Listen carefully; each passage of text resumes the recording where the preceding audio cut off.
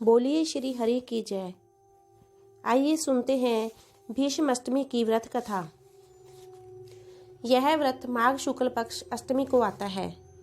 इस दिन बाल ब्रह्मचारी कौरव पांडव पूर्वज भीष्म पितामह की इच्छा मृत्यु हुई थी। इस दिन भीष्म के नाम से पूजन तथा तर्पण करने से वीर तथा सत्यवादी संतान की उत्पत्ति होती है। कथा। एक समय की बात है, राजा शांतनु शिकार खेलते हुए निषाद राज की कन्या मत्स्य गंधा अत्यंत रूपवान थी, जिसको देखते ही राजा काम मोहित होकर वासना तरंग में आकाश पाताल में पहुंचने लगे। राजा ने निषाद से वैवाहिक प्रस्ताव रखा, किंतु उसने इनकार कर दिया। राजा के अनुनय विनय करने पर उसने कहा कि मैं अपनी कन्या का विवाह तब कर सकता हूँ जब उसका पुत्र राजगद्दी का उत्तराधिकारी हो, मगर यह समस्या आपके पुत्र भीम के रहते पहले से ही समाप्त हो गई है, इसलिए मैं विवाह करने में अपने को असमर्थ पाता हूँ।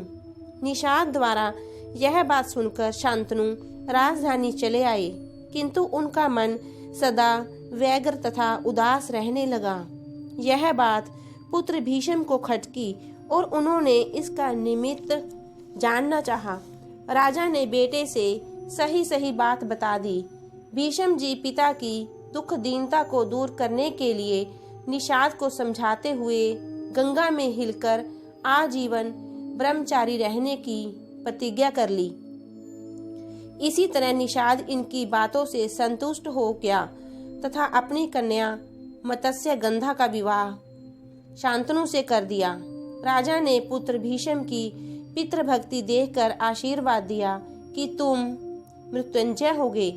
भीष्म ने दुर्योधन के पास हस्तिनापुर में रहने के कारण महाभारत युद्ध में कौरव पक्ष का साथ दिया। कौरवों की बराबर हार होते देखकर दुर्योधन ने भीष्म पितामह पर शंका किया तथा उन्हें पक्षपाती कहा। इस पर भीष्म बहुत दुखी हुए तथा आज जो हरहे ने शस्त्र गहाऊं ऐसी प्रतिज्ञा की। तत्पश्चात घमासान युद्ध हुआ, जिससे अर्जुन को भी पांडव की विजय में आशंका हुई। इसमें भगवान श्री कृष्ण को भी भीष्म प्रतिज्ञा की रक्षा के लिए सुदर्शन चक्र को हाथ में उठाना पड़ा। कृष्ण की प्रतिज्ञा भंग होते ही भीष्म युद्ध बंद करके बाणों की शैया पर लेट गए। दक्षिणायन सूर्य के रहने में प्राणांत करने से प्रेत योनि प्राप्त होती है, ऐसा समझकर उत्तरायण आने पर उन्होंने अपना प्राण त्यागा। माघ शुक्ल पक्ष की अष्टमी को ही उनकी मृत्यु हुई थी, इसलिए यह उत्सव आज भी उसी पुण्य आत्मा की स्मृति में मनाया जाता है। बोलिए श्री हरि की जय।